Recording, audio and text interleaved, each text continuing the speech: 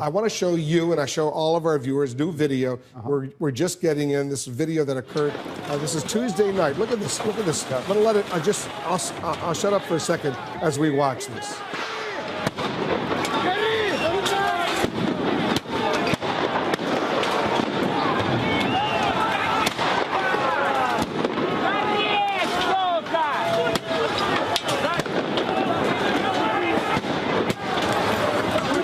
All right, so you see what's gone. This was Tuesday night. 26 people were killed in these demonstrations that occurred on the streets of Kiev. You spent 3 years there. When the president says there will be consequences if this continues, this crackdown, what does that mean?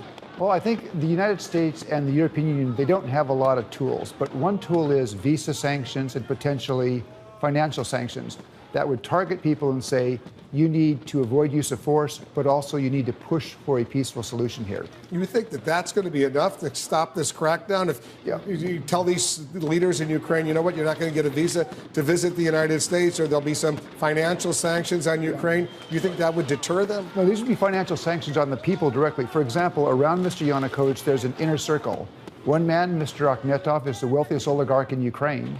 He has an 80 million pound apartment in London. If the Europeans say you can't go there, he's going to worry. If he can't do banking in Europe, he's going to worry. And then the question is, do they then push Yanukovych to move off of this course of use of force and try to find a peaceful settlement? Is there really, I'm really worried about potentially a resumption. You and I are old enough to remember the bad old days of the Cold War when there was this rivalry between the U.S. and the then Soviet Union. Given the differences the U.S. has now with Russia and Ukraine, Syria, Iran, even Venezuela, elsewhere, is that kind of rivalry, those bad old days of a Cold War rivalry returning? Well, I'm not sure we're going back to the Cold War, but certainly you have a much more complicated relationship than you had even 4 years ago. Why is that? Differences of opinion. I mean, for the United States, U.S. policy going back 20 years is aimed at seeing Ukraine develop as a stable, independent country that could choose its own course. And Ukraine appears to want to draw closer to Europe.